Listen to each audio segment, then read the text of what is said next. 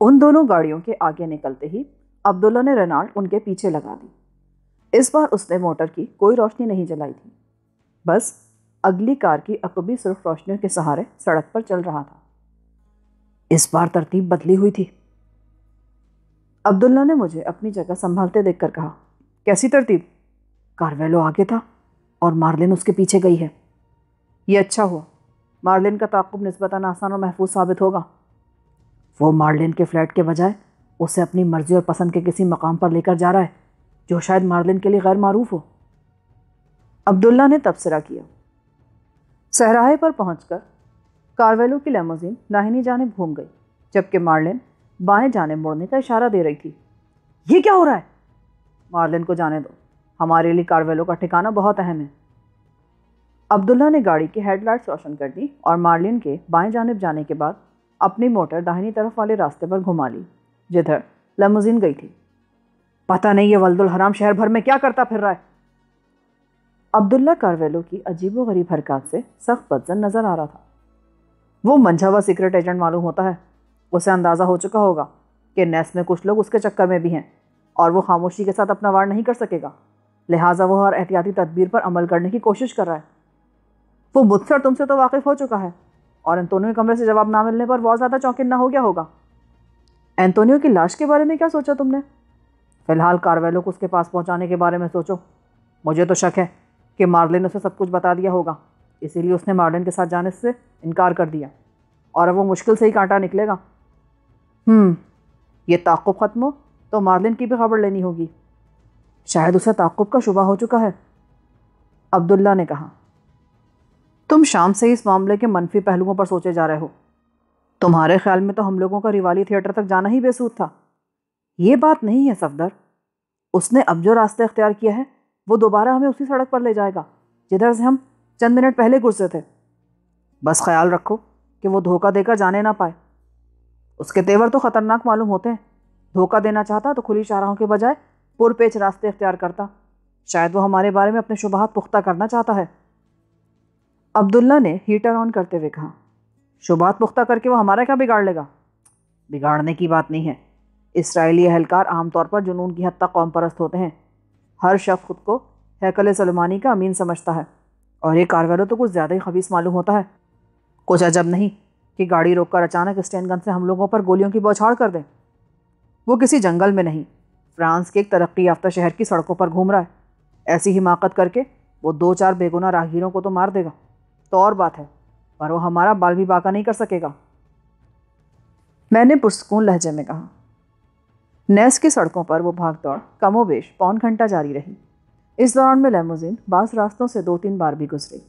آخر کار اس کا رخ شہر کے متوسط رہائشی علاقے کی طرف ہو گیا، جہاں کئی منزلہ عمارات پر مشتمل صاف ستھرے فلیٹ واقع تھے۔ سڑک کے کنارے ایک جگہ لیموزین پارک کر دی گئی۔ عبداللہ نے بھی اپنی رینالٹ اس سے محفوظ فاصلے پر روک دی۔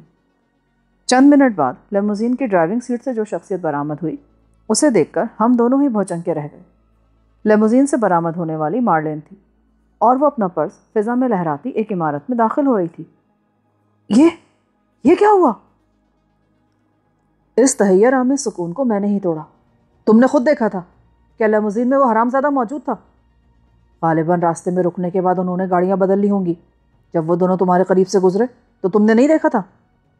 میں نے دانستہ اپنا چہرہ دوسری طرف کر لیا تھا تاکہ کارویلو مجھے پہچان نہ سکے۔ اس نے ہمارے رویے کے بارے میں بالکل صحیح اندازہ لگایا تھا۔ اسے یقین رہا ہوگا ہم ساری توجہ گاڑیوں تک ہی محدود رکھیں گے۔ اس کا مطلب تو یہ ہوا کہ اسے شروع سے ہی تعاقب کا علم تھا۔ اس کا ایک ہی مطلب ہو سکتا ہے کہ مارلن نے اپنے آشنا کا ٹیلی فون موصول ہوتے اسے بتا دیا ہو کہ تم اطالوی مسافروں کی چھان بین کے دوران میں اس میں اور انتونیو میں دلچسپی لے رہے تھے، اور کارویلو نے فوراً اندازہ لگا لیا کہ تم انتونیو پر ہاتھ ڈال چکے ہوگے، لہٰذا اس نے مارلن کو چارہ بنا کر ہمیں بری طرح بیوقوف بنایا ہے۔ عبداللہ پر اشتعال طاری ہونے لگا۔ ضروری نہیں کہ تمہارے نظریہ درست ہی ہو، یہ بھی تو ہو سکتا ہے کہ مارلن بے قصور ہو۔ کارویلو مکار آدمی ہے۔ اس نے مارلن کے بعد ریوالی میں داخل ہونے کا فیصلہ کیا ہو، اور پھر اندر جانے سے پہلے اس نے ہمیں دیکھ لیا ہو، لہٰذا وہ باہر ہی مارلن کی واپسی کا منتظر رہا ہو سکتا ہے اس نے احتیاط کے پیش نظر مارلن کا تعاقب کرتے ہوئے اس کے فلیٹ تک آنے کا فیصلہ کیا ہو، مگر راستے میں اسے تعاقب کا شبہ ہو گیا لہٰذا وہ مارلن کو روک کر کسی بہانے سے اس سے گاڑی بدل کر بھاگنے میں کامیاب ہو گیا۔ اگر مارلن معصوم ہے تو سیدھی اپنے فلیٹ پر کیوں نہ آئی؟ وہ ضرور کارویلو سے مل گئی ہے اور اس نے کسی خاص مقصد کے تحت ہمارا وقت ضائع کرایا ہے۔ اس بات کا جواب تو وہی دے سکے گی۔ تو ہم یہاں بیٹھے کیا کر رہے ہیں؟ اوپر چل کر اس کی خبر لیتے ہیں۔ اس طرح ہم بالکل وہی کریں گے جو کارویلو چاہتا ہے۔ وہ کیسے؟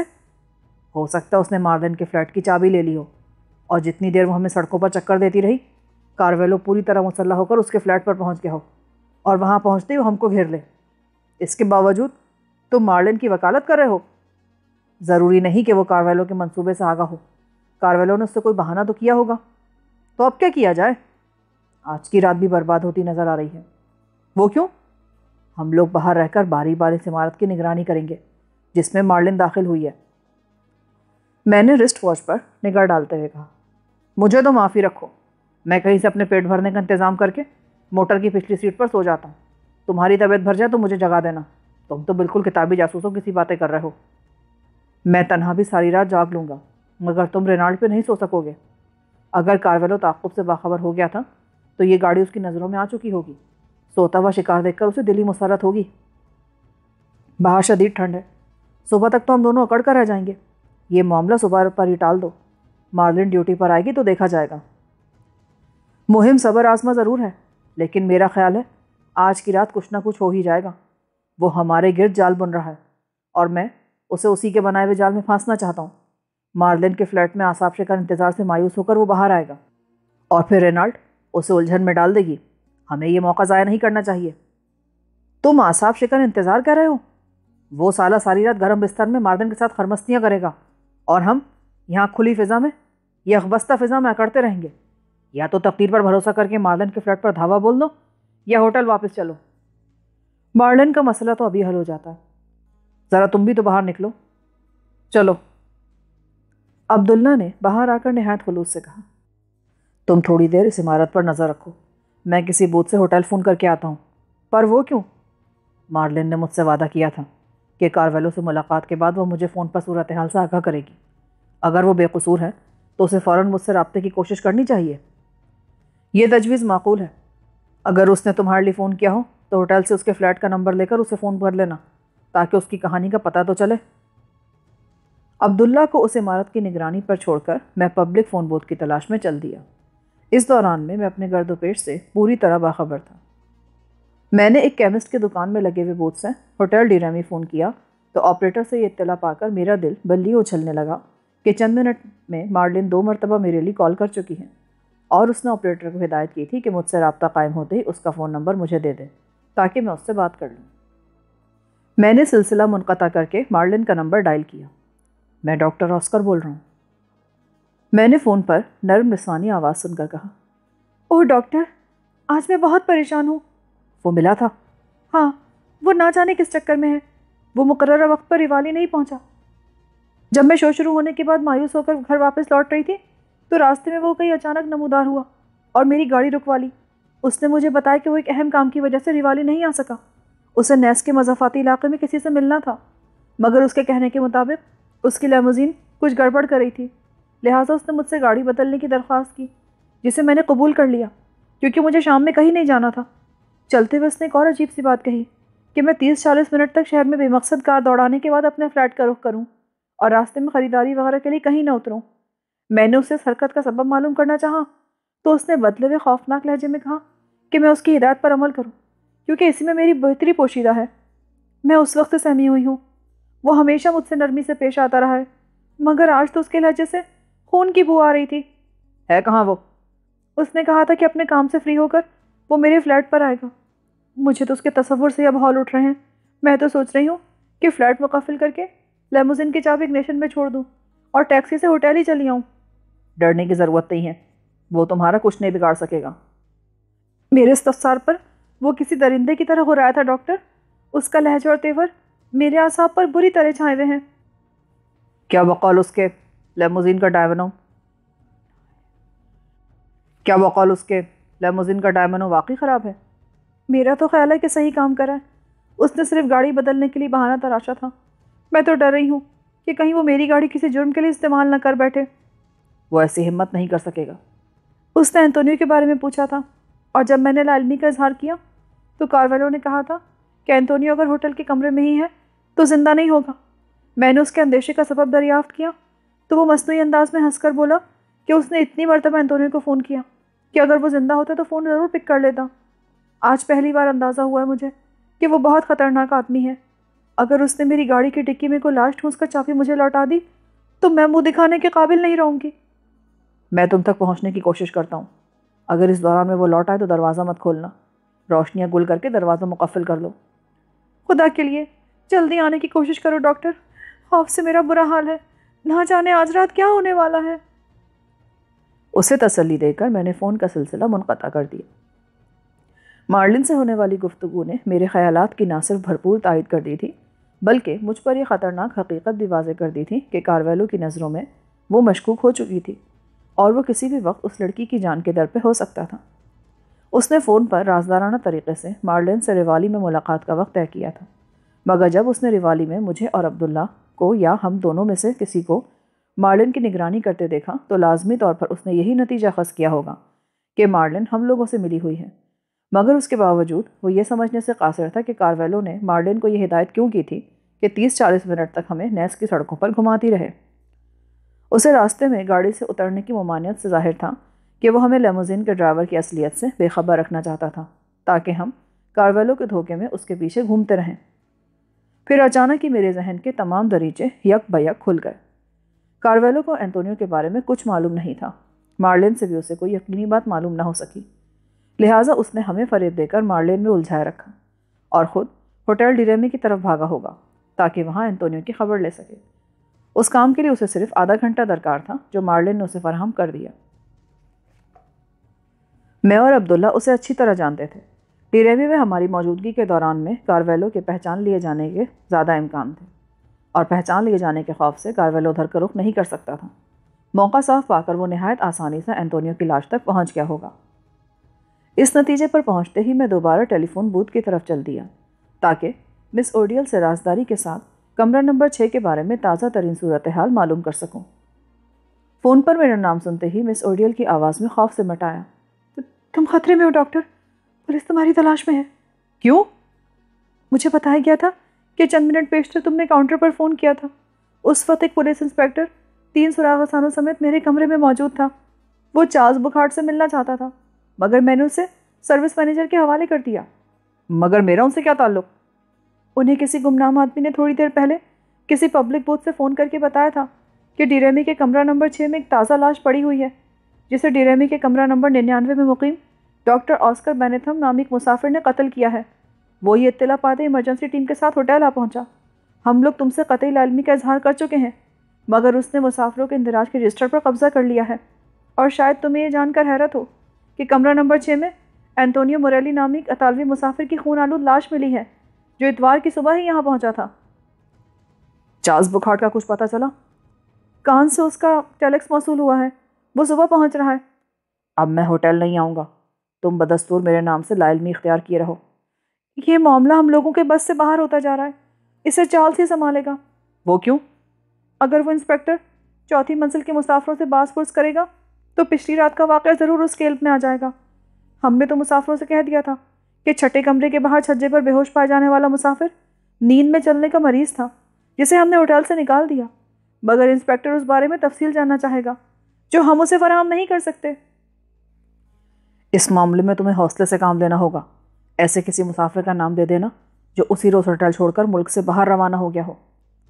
تم ٹھیک کہہ رہے ہو، اس طرح کم از کم چارلز کی آمد تک ہم مشکلات سے بچے رہیں گے۔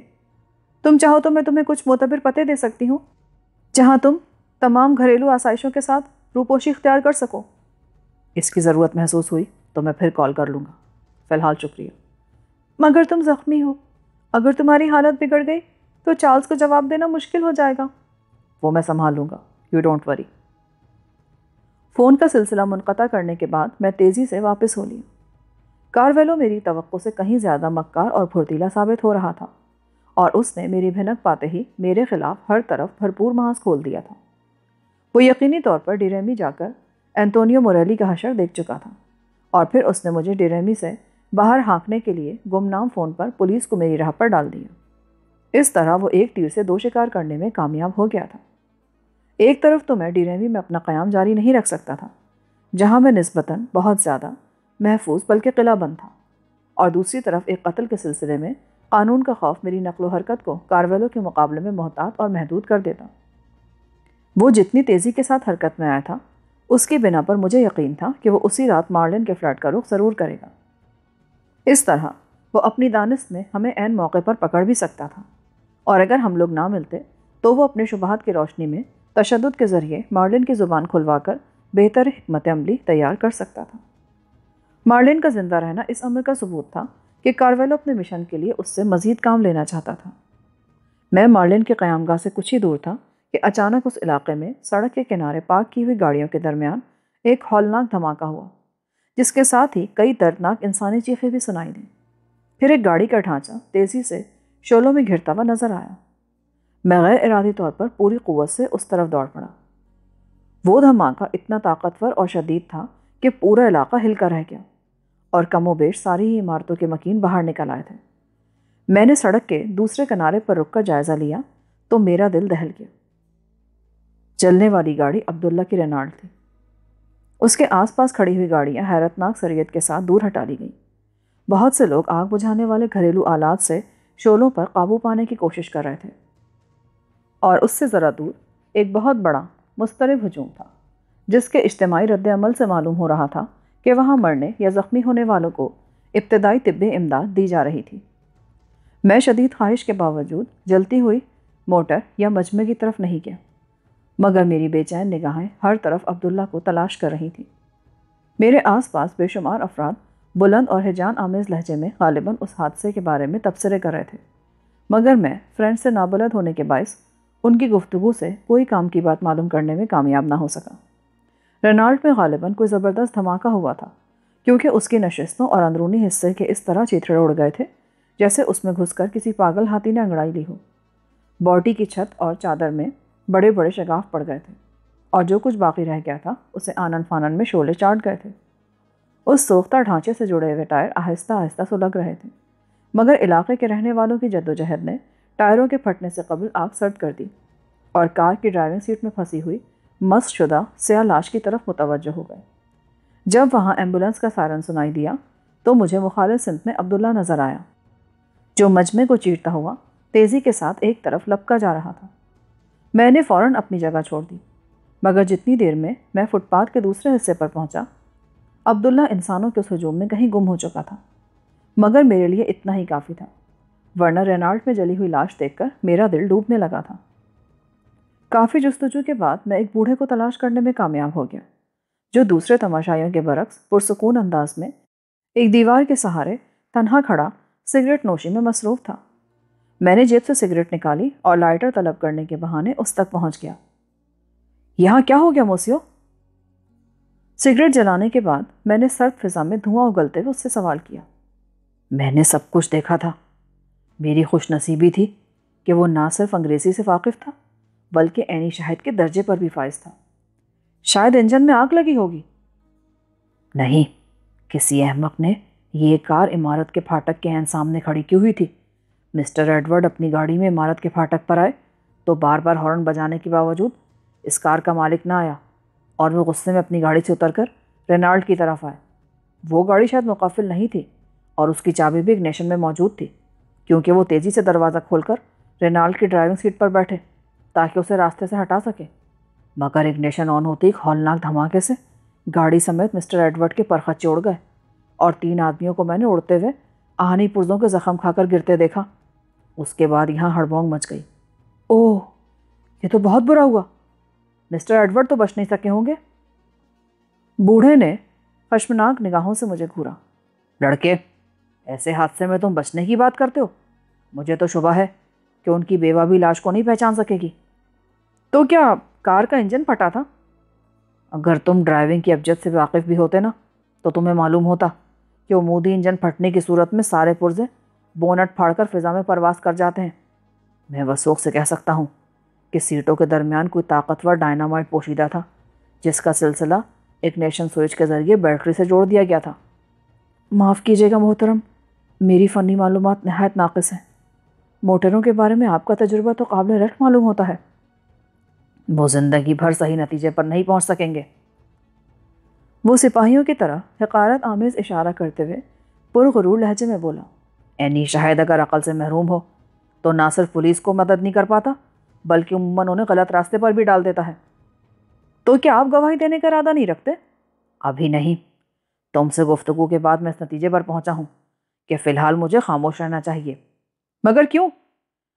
ہر شخص ہیرو بننے کی کوشش میں اپنا راگ الاپے گا، اور جب پولیس کسی نتیجے پر نہیں پہنچ سکے گی تو اخبارات میں ان کی پگڑی اچھالی جائے گی۔ اس وقت میرا بیان ہر طرف سنسنی پھیلا دے گا۔ ابھی میں ایک عمر رسیدہ اور اسکار رفتہ شخص ہوں جسے صرف ہمدردی کا مستحق سمجھا جا سکتا ہے مگر عزت نہیں کی جا سکتی۔ جب اخبارات میں میرا بیان و تصاویر چھپیں گی تو ہر طرف رشک اور احترام سے لبریز نگاہیں میرا پیچھا کریں گی۔ میں تو شہرت کا نشہ ابھی سے محسوس کر رہا ہوں۔ بے شک، مگر تاخیر کے نتیجے میں مجرم قانون کی دسترس سے دور نکل جائے گا۔ وہ پولیس کا درد سر ہے۔ ایک اچھے شہری کے طور پر میرا فرض ہے کہ میں اپنی ذکاوت اور قوت مشاہدہ سے قانون نافذ کرنے والے اداروں کو بہراور ہونے کا موقع دوں۔ میں مناسب وقت پر ایسا ضرور کروں گا۔ کاش کہ تمام شہری آپ ہی کی طرف فرض شناس ہوں۔ میں نے اس جھکی سے پیچھا چھڑانے کے لیے سنجیدگی سے کہا اور سر کو قدرے خم دے کر اس طرف چل دیا جدھر عبداللہ جالتا نظر آیا تھا۔ اس وقت میرے ذہن میں عبداللہ کے وہ خدشات گھوم رہے تھے جن کا اظہار اس نے ریوالی جانے سے قبل ٹیریمی میں کیا تھا۔ وہ شروع سے ہی مارلن پر بھروسہ کرنے کو تیار نہیں تھا اور اسے یقین تھا کہ اگر کارویلو نے ریوالی کا رخ کیا بھی ہے تو معاملہ بڑی حد تک یک طرفہ ہوگا اور کارویلو روپوش رہ کر ہمیں شدید زخم پہنچا سکے گا۔ مارلن کے بارے میں عبداللہ کا اندیشہ بے بنیاد ثابت ہوا تھا مگر اس کے باقی اندیشے درست ثابت ہو چکے تھے۔ کارویلو ہمیں ریوالی تھیٹر میں شاید اس لیے نشانہ نہ بنا سکا کہ ہم دونوں پہلے سے ہی بدترین حالات کا سامنا کرنے کے لیے تیار تھے۔ علاوہ ازیں ہم نے ایک دوسرے کے ساتھ لگے رہنے کے بجائے الگ الگ کام کرنے کا فیصلہ کیا تھا اور یہ حکمت عملی کارویلو کے مقاصد کی راہ میں رکاوٹ بن گئی تھی، اور اب دونوں فریق بیک وقت ایک دوسرے کی گھات میں لگے ہوئے تھے۔ عبداللہ اس کوہر آلود سرد شام کے گہرے دھندلکے میں ایک بار نظر آنے کے بعد معدوم ہو چکا تھا۔ وہ جس انداز میں جاتا ہوا نظر آیا تھا اس سے پتہ چل رہا تھا کہ وہ کسی کے پیچھے لگا ہوا تھا اور فوری طور پر اس سے ملنے کے امکانات مفقود تھے۔ میرے لیے ڈیریمی کے دروازے حفاظت خود اختیاری کے تحت بند ہو چکے تھے۔ ادھر جا کر میں ناقابل برداشت دشواریوں سے دوچار ہو سکتا تھا۔ عبداللہ کی کار ڈائنامائٹ سے برباد ہو چکی تھی۔ میری سمجھ میں نہیں آ رہا تھا کہ میں ان حالات میں عبداللہ کے بغیر کیا کر سکوں گا۔ سڑک پر جمع ہو جانے والوں میں شدید ہراس پایا جاتا تھا۔ اس علاقے کے مکینوں کے لیے گنجان آباد علاقے میں وقوع پذیر ہونے والا وہ بھیانک حادثہ شدید اذیت کا باعث بنا ہوا تھا۔ پھر اچانک مجھے مارلن کا خیال آیا۔ پرشور دھماکے اور خوفناک آتش زنی کے نتیجے میں اس سہمی ہوئی لڑکی کو یکسر فراموش کر چکا تھا جو اپنے فلیٹ میں اندھیرا کیے مقفل دروازوں کے پیچھے اپنے قاتل یا ہمدرد کی دستک کے روح فرسا انتظار میں مبتلا تھی۔ فون پر میں نے اسے لاحق خطرے کے پیش نظر یہ کہہ دیا تھا کہ میں جلد ہی اس کے فلیٹ پر پہنچنے کی کوشش کروں گا، مگر وہ عمارت میرے لیے موت کا پھندا بن سکتی تھی۔ میرے اور عبداللہ کے مقابلے میں کارویلو تنہا رہ گیا تھا، مگر اس نے میرا سراغ پانے کے بعد مختصر سے وقت میں یکے بعد دیگرے جو ہولناک انتقامی کارروائیاں کی تھیں ان کے پیش نظر مجھے بڑی حد تک یقین تھا کہ وہ کہیں چھپ کر ہمارے اس عمارت میں داخل ہونے کا انتظار کرے گا۔ عبداللہ کی کار کی تباہی نے میرے اس نظریے کی تائید کر دی تھی۔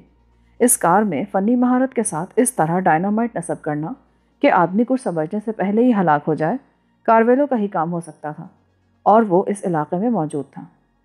جس وقت ہم دونوں مارلن کا پیچھا کرتے وہاں پہنچے تو لازماً کارویلو نے ہمیں دیکھ لیا ہوگا، مگر جب ہم دونوں نے الگ الگ راستے اختیار کیے تو اس نے وقت برباد کرنے کی بجائے کار پر توجہ مرکوز کرنے کا فیصلہ کیا، کیونکہ اس طرح وہ ہم دونوں سے بیک وقت چھٹکارا حاصل کر سکتا تھا۔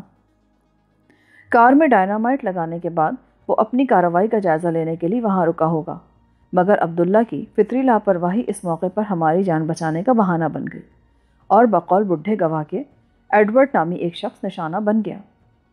نیس میں عام طور سے گاڑیوں کو تھوڑی دیر کے لیے پارک کرتے ہوئے دروازے مقفل کرنے کا رواج نہیں تھا، مگر عبداللہ اس عادت کے ساتھ ہی چابی ایک نیشن میں بھول جانے کے مرض کا شکار تھا۔ اس مرتبہ اگر چابی اس کی جیب میں ہوتی تو شاید ایڈورڈ گاڑی کو دھکیل کر اپنا راستہ بنا لیتا اور اس کی جگہ ہم دونوں میں سے کوئی موت کا شکار ہو جاتا۔ میں نے فوری طور پر فیصلہ کر لیا کہ آئندہ عبداللہ کو اس کی لاؤبالی حرکات پر کبھی نہیں ٹوکوں گا، کیونکہ کہیں کہیں سمجھ بوجھ اور پیش بینی کے بجائے اندھا دھند بلکہ کسی حد تک غیر ذمہ دارانہ اقدامات بھی کامیابی کا سبب بن جاتے ہیں۔ مارلن والی رہائشی عمارت کے سامنے جا کر میں رک گیا۔ اس کے قریب بھی لوگوں کی بھیڑ تھی اور بیشتر برآمدوں میں عورتیں اور بچے نظر آ رہے تھے۔ اس دھماکے نے لوگوں کو خراب موسم کی پرواہ کیے بغیر بند کمروں سے باہر نکلنے پر مجبور کر دیا تھا۔ اس عمارت کی ساخت ایسی تھی کہ ہر فلیٹ کی حدود کا بآسانی تعین کیا جا سکتا تھا۔ اس حساب سے اس عمارت کے 2 رہائشی فلیٹ تاریک پڑے ہوئے تھے اور شاید انہی میں سے کسی میں مارلن میری آمد کے انتظار میں دبکی ہوئی تھی۔ میں دھڑکتے دل اور شدید اعصابی تناؤ کے عالم میں اس عمارت میں داخل ہوا۔ میرا داہنا ہاتھ اوور کوٹ کی جیب میں پڑے ہوئے ریوالور کو چھو رہا تھا اور بایاں ہاتھ بھی حالانکہ جیب میں تھا مگر مٹھی میں زہریلی سوئیاں برسانے والی پلاسٹک کی وہ شیشی دبی ہوئی تھی جو ریڈ بریگیڈ کے اراکین کے طفیل مجھ کو ملی تھی۔ اندر لفٹ کے قریب سناٹا طاری تھا اور لفٹ گراؤنڈ فلور پر ہی موجود تھی۔ ایک قریبی دیوار پر فریم میں لگی ہوئی 24 تختیوں پر مکینوں کی فہرست درج تھی۔ گو ساری تحریر فرینچ میں تھی مگر انگریزی رسم الخط کی وجہ سے نام اور فلیٹ نمبر پڑھنا میرے لیے آسان تھا۔ اس کے مطابق مارلن کا فلیٹ نمبر 13 تھا۔ مجھے اس عمارت میں نمبروں کی ترتیب وغیرہ کے بارے میں کچھ معلوم نہیں تھا، لہٰذا میں نے لفٹ کے بجائے سیڑھیوں سے اوپر جانے کا فیصلہ کیا تاکہ مطلوبہ نمبر آسانی سے تلاش کیا جا سکے۔ زینوں پر روشنی کا معقول انتظام تھا۔ ہر منزل پر دروازوں پر پیتل کے چمکتے ہوئے ہندسے نصب تھے اور نمبر 13 تیسری منزل پر واقع تھا۔ اس فلور پر سیڑھیوں کے قریب کوئی موجود نہیں تھا، لہٰذا میں مارلن کے فلیٹ کے دروازے کے سامنے رک کر اندر کی سنگن لینے لگا تاکہ ڈور بیل بجاتے ہوئے مجھے اندر کی صورتحال کا صحیح احساس ہو۔ بظاہر اس فلیٹ کی ساخت اتنی عمدہ تھی کہ باہر سے اندرونی کیفیت کا اندازہ لگانا محال تھا۔ میں کم و بیش 1.5-2 منٹ بے حس و حرکت اسی جگہ کھڑا رہا۔ پھر جیسے ہی مجھے ایک فلیٹ کا دروازہ کھلنے کی آہٹ سنائی دی، میں نے مارلن کے فلیٹ کی ڈور بیل کا بٹن دبا دیا۔ فلیٹ میں گھنٹی کی ہلکی سی مترنم آواز سنائی دی۔ اسی دوران میں کسی فلیٹ سے ایک تنومند نوجوان نکل کر میرے عقب میں آن پہنچا۔ اس کی آہٹوں پر میری ریڑھ کی ہڈی میں چونٹیاں رینگنے لگیں اور پستول کے دستے پر میری گرفت سخت ہو گئی۔ میں عجلت کا مظاہرہ کیے بغیر آہستگی سے گھوما تو وہ خودکار لفٹ کی طلبی کا بٹن دبانے کے بعد انتظار میں کھڑا ہوا تھا۔ ہماری نگاہیں چار ہوئیں تو اس نے اپنے سر کو ہلکی سے جنبش دی اور میں خفیف سا مسکرا دیا۔ پھر میں نے دوبارہ بٹن پر انگلی رکھ دی۔ کون ہے؟ اندر سے مارلن کی دہشت زدہ سرگوشیانہ آواز سنائی دی۔ میرے لیے وہ مرحلہ بہت دشوار تھا۔ لفٹ کا انتظار کرنے والا مارلن کا سوال سن چکا تھا۔ اگر میں خاموش رہتا تو وہ میری طرف سے مشکوک ہو جاتا اور اگر میں جواب دیتا تو وہ شخص اگلی صبح کے اخبارات میں اینٹونیو موریلی کے قتل کے سلسلے میں ڈاکٹر بینتھم کا نام پڑھ کر سیدھا پولیس کے پاس پہنچ جاتا۔ ڈاکٹر آسکر بینتھم کے بجائے کوئی اور نام بتانے کی صورت میں مارلن دروازہ نہ کھولتی اور مزید خوفزدہ ہو جاتی۔ رائے کارویلو۔ اضطرار کی کیفیت میں میرے منہ سے اپنے حریف کا نام نکلا۔ کس سے ملنا ہے؟ اندر سے مارلن کی جو آواز ابھری اس میں خوف کی کپکپاہٹ نمایاں طور پر محسوس کی جا سکتی تھی۔ سوال و جواب کا یہ سلسلہ دراز ہونے سے قبل ہی لفٹ آ گئی اور وہ شخص اس میں سوار ہو کر وہاں سے چلا گیا۔ میں ڈاکٹر ہوں مارلن، دروازہ کھولو۔ تم جھوٹے ہو، مجھے دھوکہ دے کر دروازہ نہیں کھلوا سکتے۔ جاؤ، چلے جاؤ یہاں سے، ورنہ میں برآمدے سے سڑک پر چھلانگ لگا دوں گی۔ ارے میں ڈاکٹر ہوں، ڈاکٹر مارلن، تمہارے پڑوسی کی وجہ سے مجھے جھوٹ بولنا پڑ گیا تھا۔ میری آواز کیوں نہیں پہچانتی ہو؟ میں تمہاری خاطر اجرت میں یہاں پہنچا ہوں۔ تم یہاں کیوں آئے ہو؟ اس لیے کہ تمہیں کارویلو سے خطرہ ہے اور میں نے فون پر تم سے وعدہ کیا تھا۔ میرے آخری فقرے بارآور ثابت ہوئے اور دروازہ کھول دیا گیا۔ مارلن بھورے رنگ کے گاؤن میں میرے سامنے کھڑی تھی۔ اس کا چہرہ خوف سے پیلا پڑ رہا تھا اور ورم آلود آنکھوں میں موت کا کرب نمایاں تھا۔ ایسا لگتا تھا جیسے وہ کافی دیر تک روتی رہی ہو۔ مجھے پہچان کر اس نے میرے لیے راستہ چھوڑا اور میرے اندر داخل ہوتے اتنی تیزی سے دروازہ بند کیا جیسے کسی اور کے گھس آنے کا اندیشہ ہو۔ دروازہ بند ہوتے ہی اندر گہرا اندھیرا پھیل گیا۔ روشنی کر دو مارلن، میں نے کہا اور سوئچ کی ہلکی سی آواز کے ساتھ کمرہ منور ہو گیا۔ بہت بہت شکریہ ڈاکٹر، مجھے امید نہیں تھی کہ تم کارویلو سے پہلے یہاں پہنچ سکو گے۔ تم سے بات ہونے کے بعد نہ جانے باہر کیسا دھماکہ ہوا کہ میرا تو دل ہی لرز کر رہ گیا۔ نیچے سے افراتفری اور ایمبولینس کے سائرن کا شور بھی سنائی دیا تھا، مگر میں اس قدر خوفزدہ تھی کہ برآمدے میں جانے کی ہمت بھی نہ کر سکی۔ مجھے ڈر تھا کہ کہیں اس نے میرے برآمدے میں مجھے لانے کے لیے بم کا دھماکہ نہ کیا ہو اور کسی جگہ سے رائفل سے میرے تاریک برآمدے کا نشانہ باندھے نہ بیٹھا ہو۔ ارے وہ تو کسی موٹر کا انجن پھٹا ہے، شاید کچھ لوگ زخمی بھی ہوئے ہیں۔ اندر کسی ایسے کمرے میں چلو جہاں سے ہماری آواز باہر نہ سنی جا سکے۔ تمہارے پاس کوئی ہتھیار تو ہے نا؟ تم فکر مت کرو، میری موجودگی میں تم پر آنچ نہیں آ سکے گی۔ میں نے ریوالور نکال کر اس کی سرد آہنی نال سے مارلن کے رخسار تھپ تھپاتے ہوئے کہا، تم نہ آتے نا تو میں تو دہشت سے مری جاتی۔ وہ مجھے نشست گاہ سے ملحق اپنی خوابگاہ میں لے جاتے ہوئے بولی، اندھیرے میں تو مجھے اپنی سانسوں کی آواز سے بھی خوف آ رہا تھا۔ خوابگاہ میں پہنچنے کے بعد اس نے اپنی تفصیلی کہانی چھیڑ دی، جو کم و بیش وہی تھی جو میں فون پر سن چکا تھا، مگر اس کی تشفی کے لیے میں نے اسے ٹوکنا مناسب نہیں سمجھا۔ تو تم سے الگ ہونے کے بعد سے اس نے اب تک یہاں کا رخ نہیں کیا؟ نہیں، وہ ابھی تک لاپتہ ہے۔ ہو سکتا ہے کہ قرب و جوار میں کہیں موجود ہو۔ میں اس بارے میں کچھ نہیں کہہ سکتی۔ تمہارا فون آنے کے بعد سے میں اندھیرے میں مقفل دروازے کے قریب بیٹھی باہر سنائی دینے والی ہر آہٹ کا جائزہ لے رہی تھی۔ تنہائی اور اندھیرے میں کارویلو کے بارے میں سوچ سوچ کر مجھے تو وحشت ہو رہی تھی۔ وہ اس فلیٹ سے واقف ہے؟ اس سے پہلے وہ کئی راتیں یہاں گزار چکا ہے۔ بڑا خوش نصیب ہے وہ۔ میں تمہیں پسند کرنے لگی ہوں ڈاکٹر۔ یہ کہتے ہوئے وہ میرے قریب سرک آئی۔ میرا رنگ گندمی ہے۔ ہوا کرے، تمہاری شخصیت میں مردانگی اور وجاہت کوٹ کوٹ کر بھری ہوئی ہے جو کسی بھی لڑکی کو پاگل کر سکتی ہے۔ میں شاید آج دوپہر میں تمہیں پہلی بار ملا تھا، اس سے کیا فرق پڑتا ہے؟ اس مختصر سی ملاقات میں تم نے میری مردانگی بھی پرکھ لی اور وجاہت کا اندازہ بھی لگا لیا۔ وجاہت تو آدمی کے اطوار اور چہرے سے ٹپکتی ہے، اور مردانگی کے ثبوت کے لیے کیا یہی کم ہے کہ تم سرسری شناسائی کے باوجود مجھے کارویلو سے بچانے کے لیے یہاں دوڑے چلے آئے؟ میرا خیال ہے فرانس میں بھی کسی عورت کے ایک مرد کے بارے میں ایسے شاندار خیالات کا ایک ہی مطلب اخذ کیا جاتا ہے۔ اتنا تکلف تو نہ برتو ڈاکٹر، میری ذات پر تمہیں ہر قسم کے تصرف کا حق حاصل ہے۔ فی الحال ہم کارویلو کے منتظر ہیں۔ میں یہ جاننا چاہتا ہوں کہ دروازے کے علاوہ اس فلیٹ میں داخلے کا امکان کہاں سے ہے؟ کہیں سے نہیں۔ تو کیا تمہارا خیال ہے کہ وہ دروازے کے بجائے خفیہ طریقے سے اندر گھسنے کی کوشش کرے گا؟ دیکھو، وہ اول درجے کا مکار اور خبیث آدمی ہے، اس سے ہر حرکت کی توقع کی جا سکتی ہے۔ ڈیریمی کے علاوہ اس کا اور ٹھکانہ کہاں کہاں پر ہے؟ وہ تفریحات کا رسیہ ہے، نیس کے سارے ہی رنگین تفریحی مقامات اسے مرغوب ہیں۔ فی الحال اسے بھول کر شکم پوری کا کچھ انتظام کرو۔ میرے پاس عمدہ قسم کی سرخ شراب اور اعلیٰ وسکی موجود ہے۔ جو جی چاہے لے آؤ۔ ہم دونوں نے وسکی کا ایک بڑا پیک خاموشی سے ختم کیا، پھر مارلن کچن میں چلی گئی اور میں فلیٹ کا جائزہ لینے لگا۔